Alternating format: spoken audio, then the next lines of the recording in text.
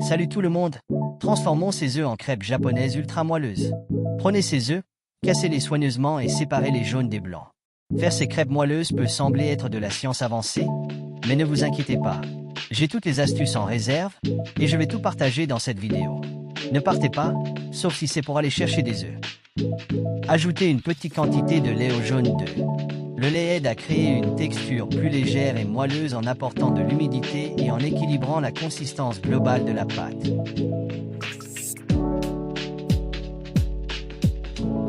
Ajouter de l'extrait de vanille serait une excellente idée.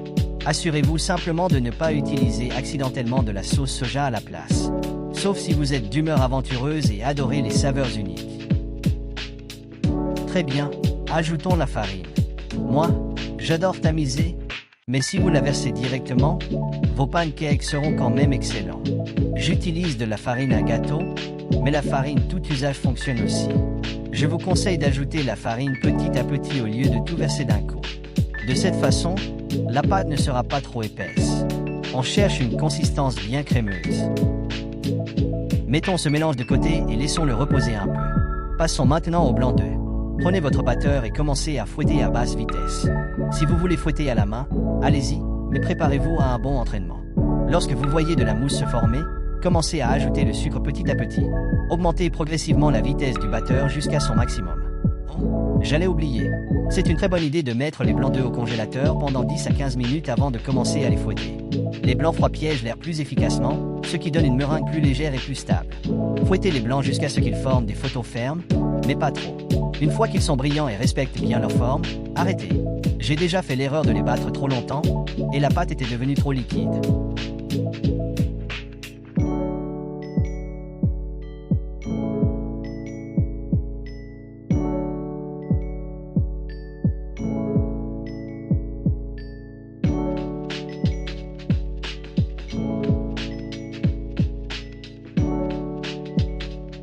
On y est enfin.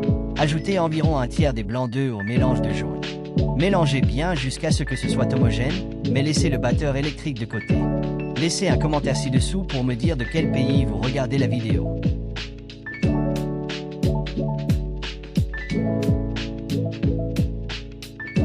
Maintenant, versez ce mélange dans le reste des blancs montés. Pendant que vous y êtes, dites-moi ce que je peux faire pour améliorer mes vidéos.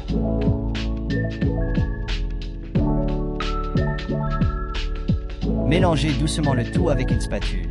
N'utilisez ni fouet ni batteur. Garder la pâte légère et aérée est essentiel. Cette technique crée des poches d'air qui permettent aux crêpes de monter à des hauteurs incroyables pendant la cuisson.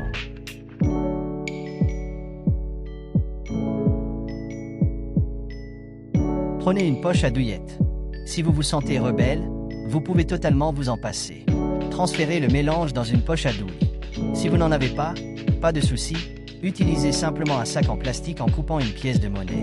En fait, vous pouvez aussi simplement utiliser une cuillère si vous préférez.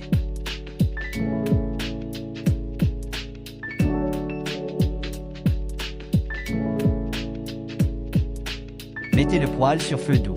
Comme vous pouvez le voir, je garde la flamme très basse pour qu'elle ne s'éteigne pas. Huilez rapidement le poêle. Obtenir la bonne température est crucial pour faire des crêpes japonaises. Si le feu est trop fort, les crêpes gonfleront rapidement, mais retomberont tout aussi vite une fois retirées du poêle.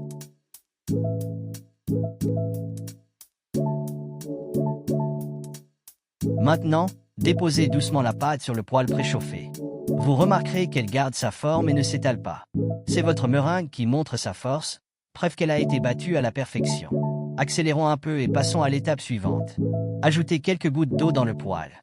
Cela créera de la vapeur pour aider les crêpes à rester moelleux. Couvrez avec un couvercle et laissez cuire 7 à 10 minutes. La cuisson doit être très douce et lente. Résistez à l'envie de soulever le couvercle. Beau travail! Maintenant, retournons ces pancakes en tout renversés. Honnêtement, je suis un peu nerveux. J'ai eu quelques échecs mémorables auparavant. Si vous aimez ma vidéo, n'oubliez pas de vous abonner.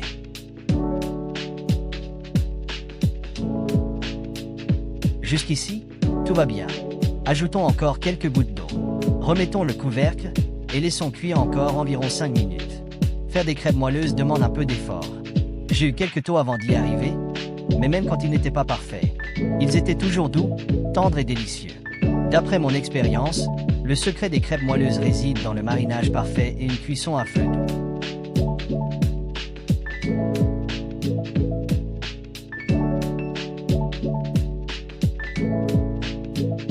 Merci d'avoir regardé.